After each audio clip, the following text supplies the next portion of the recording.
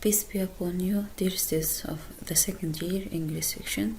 Welcome to our seventh section of Principles of Insurance, where we have finished last section with the first general legal principle, the utmost good faith. Today we will talk about the second principle, the principle of insurable interest. Choose the correct answer. Question number 1 helps to determine the maximum amount of indemnity. Let's see our choice. Contribution, indemnity, insurable interest, utmost good faith. Our correct answer is C, insurable interest. Insurable interest is an essential requirement to reduce moral hazards, to prevent fraud or false claims by dishonest insureds, specify who has the right to get the benefit of insurance, determine the maximum amount of indemnity, prevent gambling. Without insurable interest, the insurance contract becomes almost a gambling contract. So the insurable interest principle helps to determine the maximum amount of indemnity. Question number 2. Which of the following helps to reduce moral hazards? We just say insurable interest, or why insurable interest is an essential requirement to reduce moral hazards, to prevent fraud or false claim by dishonest insureds. Our correct answer will be insurable interest, number C. Question number 3. All of the following consider an importance of insurable interest principle except to specify who had the right to get the benefit, to determine the minimum amount of indemnity, to make difference from a gambling contract, all of the above.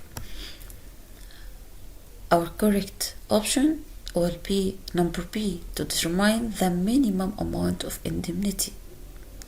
While insurable interest, to specify who had the right to get the benefit of insurance. It's true. To determine the minimum amount of indemnity, no, it will be the maximum amount of indemnity. That word isn't true. To make a difference from gambling contract, prevent gambling, or without insurable interest, the insurance contract becomes almost a gambling contract. So our correct option is number B, to determine the minimum amount of indemnity. Question number 4. All the following is correct except number 1. Without insurable interest, the insurance policy becomes almost a gambling contract. We just say insurable interest is an essential requirement to determine the maximum amount of indemnity and prevent gambling. Without insurance interest, the insurance contract becomes almost a gambling contract. So that option is true. Number B, insurable interest can be defined as the duty of disclosure of all material facts.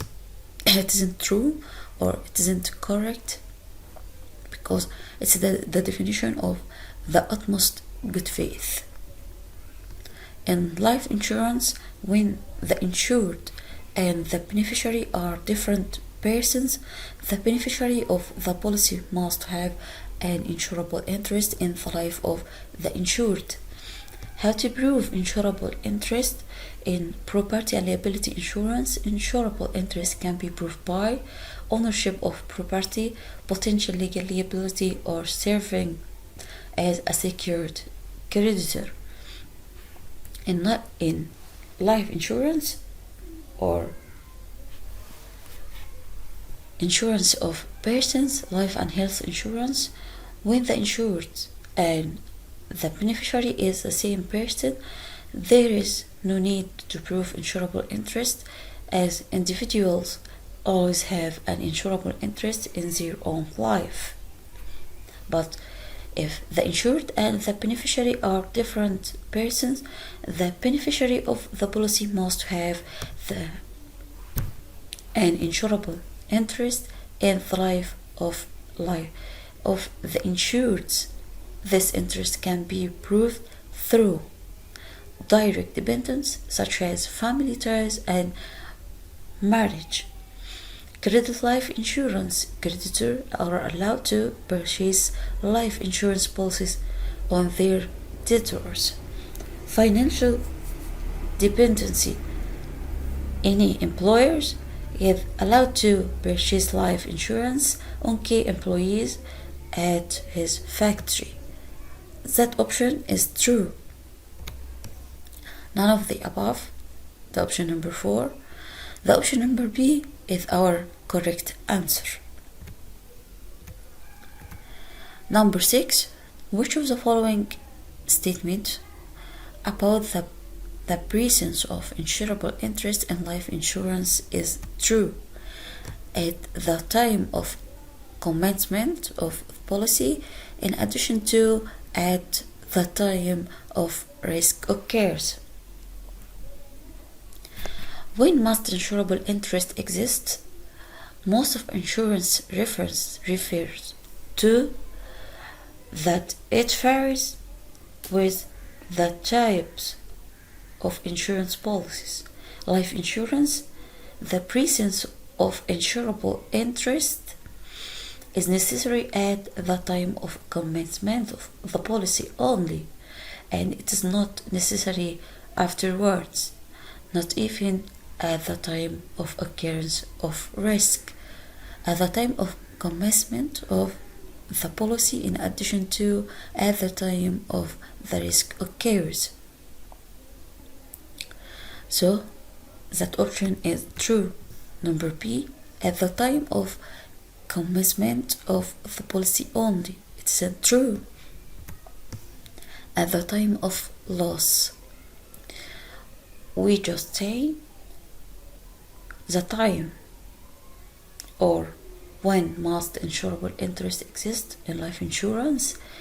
The presence of insurable interest is necessary at the time of commencement of the policy only, and it isn't necessary afterwards, not even at the time of occurrence of risk.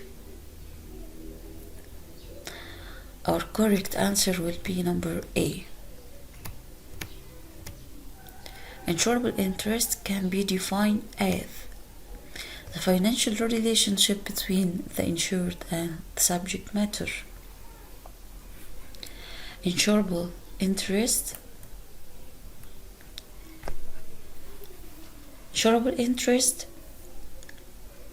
in insurance, to name a person as a beneficiary of the insurance policy, that person must have an insurable interest on the subject matter of the insurance.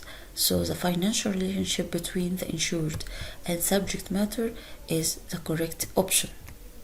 Number 2, the right to accept or reject the insurance coverage. It isn't true. The duty of disclosure of all material facts, the definition of utmost good faith. Our correct option or our choice, number A. Number 8. Which of the following about the importance of an insurable interest is true? To specify who has right to get the benefit. Why insurable interest? To specify who had the right to get the benefit of insurance. So that option is true. To determine the maximum amount of indemnity. Why insurable interest? The essential requirement to determine the maximum amount of indemnity. So that option is true.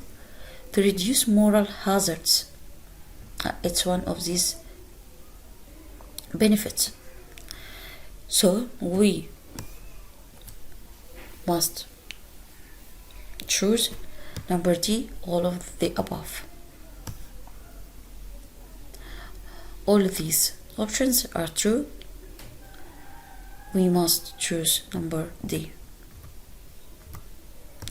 According to insurable interest, the beneficiary will be economically if the insured is benefited by the existence of the subject matter, will suffer from its loss.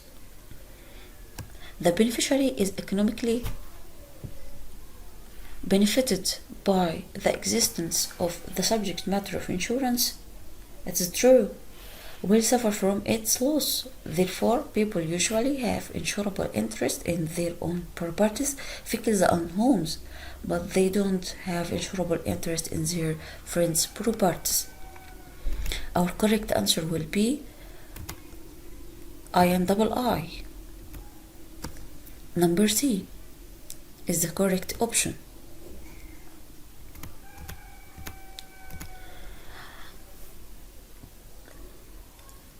Question number 10. Credit life insurance means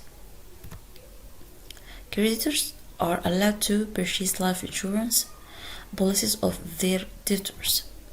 Any employer is allowed to purchase life insurance on key employees at factories. How to prove insurable interest in property and liability insurance from or by ownership of property, optional legal liability, and serving as secured creditors. In insurance of persons or life and health insurance, when the insured and the beneficiary are different persons, the beneficiary of the policy must have an insurable interest in the life of the insured. This interest can be proved through direct dependence, such as family ties and marriage. Credit life insurance. Creditors are allowed to purchase life insurance policies on their debtors. This type of insurance is called credit life insurance. So creditors allowed to purchase life insurance policies on their debtors is called creditor or credit life insurance. Any employer is allowed to purchase life insurance on key employees at his factory is called by financial dependency. Our correct answer will be number 1 only. Number A is our correct option. Question number 11. All of the following are cases that the insurable interest wouldn't exist in except number A, cousins, number B, aunts and uncles, number C, stepchildren and stepparents, number D is family ties and marriage. We just say to prove our beneficiary or our insurable interest. If the insured and the beneficiary are different persons, the beneficiary of the policy must have an insurable interest in the life of the insured. This interest can be proved through direct dependence, such as family ties and marriage, credit life insurance, and financial dependency. Thus, insurable interest wouldn't exist in the following cases unless there is proof of financial dependency. Aunts and uncles, cousins, nieces and nephews, stepchildren and stepparents. So A and B and C are the cases that the insurable interest wouldn't exist in except family ties and marriage. Question number 2, true or false? Number 1, insurable interest means that a person should benefit from existing the subject matter of insurance and will suffer if it exposed to loss financially. We just say the beneficiary is economically if benefited by the existence of the subject matter of insurance and will suffer from its loss. So that statement is true. Number 2, insurable interest is said to determine the minimum amount of indemnity. We just say it's false, because to determine the maximum amount of indemnity, insurable interest can be defined as the financial relationship between the insured and subject matter. It's true. In insurance, to name a person as a beneficiary of insurance policy, the person must have an insurable interest on the subject matter of the insurance. Question number 4. Without insurable interest, the insurance policy becomes almost a gambling contract. It's true, because insurable interest is essential requirement to prevent gambling. Without insurable interest, the insurance contract becomes almost a gambling contract. Insurable interest is necessary to increase moral hazards to prevent fraud. It's false, because insurable interest reduce moral hazards. Insurable interest is necessary to increase isn't correct, to reduce moral hazards to prevent fraud. Question number 6. Insurable interest means that a person should benefit from existing the subject matter of insurance and will suffer if it exposed to loss financially. It's true. Question number 7. Individuals always have an insurable interest in their own life. We just say how to prove insurable interest in life insurance. When the insured and the beneficiary is the same person, there is no need to prove insurable interest, because an individual always have the insurable interest in their own life. So that is true. In case of marine insurance, the insurable interest must be present at the time of the loss. When must insurable interest exist in non-life insurance? In non-life insurance, insurable interest is required not only at the time of commencement or inception of the policy, but also at the time of the occurrence of risk. But in case of marine insurance, the insurable interest must be present at the time of the loss. It is immaterial whether he has or doesn't have any insurable interest at the time of commencement of the policy. So that is true. Number 9, the presence of insurable interest is necessary at the time of commencement of the policy. We just say in life insurance, the presence of insurable interest is necessary at the time of commencement of the policy, and it isn't necessary afterwards, not even at the time of occurrence of risk. So that is true. Finally,